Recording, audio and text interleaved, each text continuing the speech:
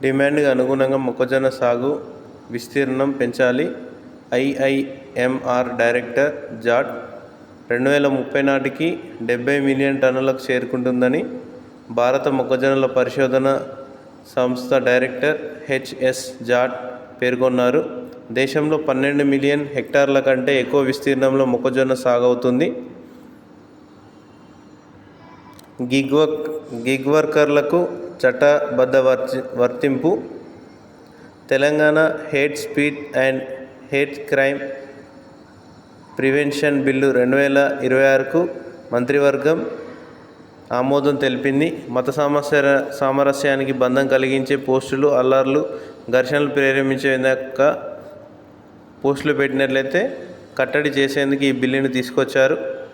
హైదరాబాద్లో ప్రస్తుతం ఉన్న 69 కిలోమీటర్ల మెట్రో వ్యవస్థను L&T సంస్థ నుంచి స్వాధీనం చేసుకొని చర్యలు వేగవంతం చేయాలని కేబినెట్ నిర్ణయించింది.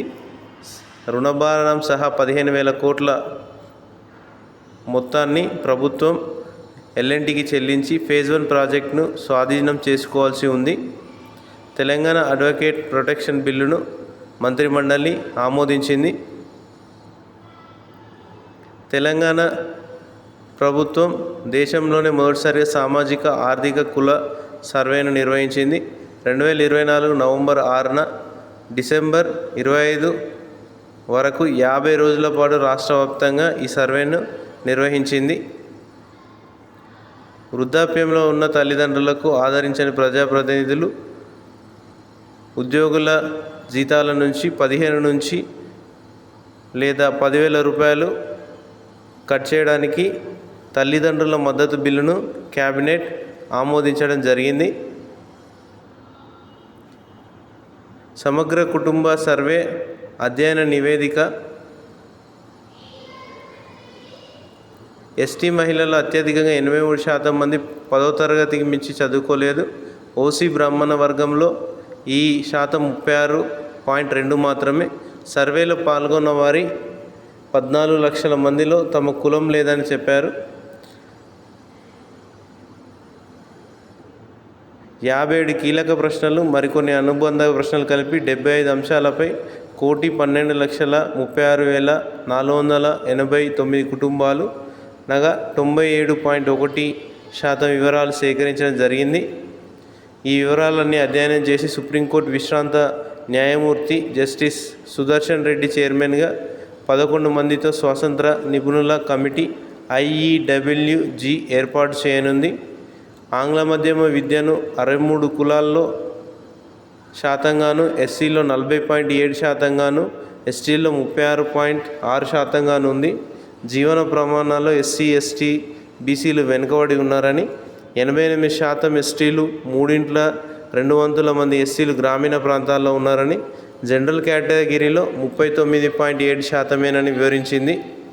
కీలక భూమికి వచ్చేసరికి ఇండికేటర్ల కంటే అంతరాలు తక్కువని, ఎస్టీలో 58.1% మంది భూ యజమానులుగా ఉన్నారని, అవి ఎక్కువగా మెట్ట భూములని పేర్కొంది.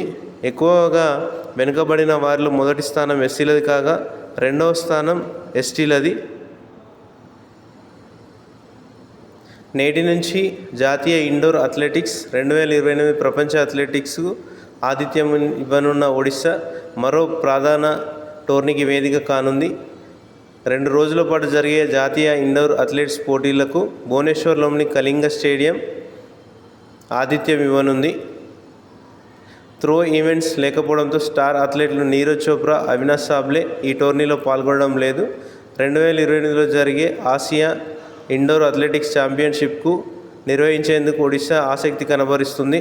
2028 ఇండోర్ అథ్లెటిక్స్ పోటీలు భువనేశ్వర్ వేదికగా మార్చి 3 నుంచి 5 వరకు జరగనున్నాయి. ఈ టోర్నీతో ప్రపంచ స్థాయి ట్రాక్ ఫీల్డ్ పోటీలకు భారత్ తొలిసారి ఆతిథ్యం ఇవ్వనుంది. స్వీయ మరమ్మతులు చేసుకునే దిశగా రోదసీలోకి వెళ్ళి వ్యోమ నౌకలు చాలా ప్రమాదక పరిస్థితుల్లో పనిచేస్తుంటాయి. దీనికి వ్యోమ నౌకల ఆకృతుల నిర్మాణంలో కార్బన్ ఫైబర్, రెజిన్ ఫోక్సెస్ పాలిమర్లు వంటి మిశ్రమ పదార్థాలను విరివిరిగా ఉపయోగిస్తున్నారు. ప్రయోగ సమయంలో ఉష్ణ కవచంలో పగుళ్ళు ఏర్పడి అమెరికాకు చెందిన కొలంబియా వ్యోమనౌక 2003 ఫిబ్రవరి 1 తిరుగు ప్రయాణంలో కూలిపోయింది. అది భారత సంతతి వ్యోమగామి కల్పనా చావ్లా సహా 7 వ్యోమగాములు మరణించారు. స్వీయ మరమ్మతుల కోసం సవాళ్లను గుర్తించి తనంత తాను రిపేర్ చేసుకునేలా వాటిని రూపొందించడం వీటి లక్ష్యం. ఈ దిశగా ఐరోపా అంతరిక్ష సంస్థ, ESA స్పేస్ కంపెనీలు, ఫెయిర్, CMEM, బెల్జియంకు చెందిన కామ్ అండ్ సిన్స్ ప్రాజెక్టు మీద పరిశోధనలు చేపట్టాయి. దీనికి శచంద్ర composite autonomous sensing and repair అని పేరు పెట్టారు.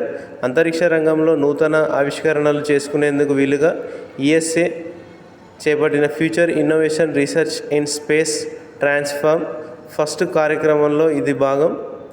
దీనిలో ఉపయోగించే టెక్నాలజీ కాయ్ ఫెన్ సంస్థ హీల్టెక్ అనే మిశ్రమాన్ని తయారు చేసింది. ఇందులో సెన్సార్లు, 3D ముద్రిత అల్యూమినియం గ్రిడ్లు, కంపోజిషన్ క్యాన్సర్ ఫైబర్లు, పదార్థాన్ని వేడి చేసే వ్యవస్థ ఉంటుంది. ఈ హీటింగ్ వ్యవస్థ క్రియాశీలమవుతుంది.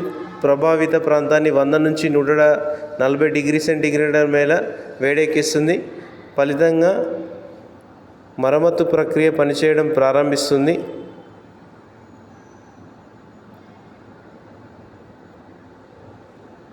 ICC అండర్-19 పురుషుల క్రికెట్ ప్రపంచ కప్ విజేతగా 2024 ఏ జట్టు నిలిచింది?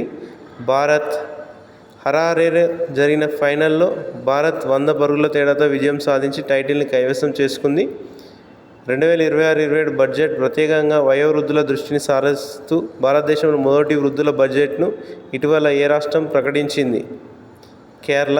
ప్రధాని మోడీ ఇటీవల ఏ దేశం కోసం $175 మిలియన్ ప్రత్యేక ఆర్థిక ప్యాకేజీని ప్రకటించారు?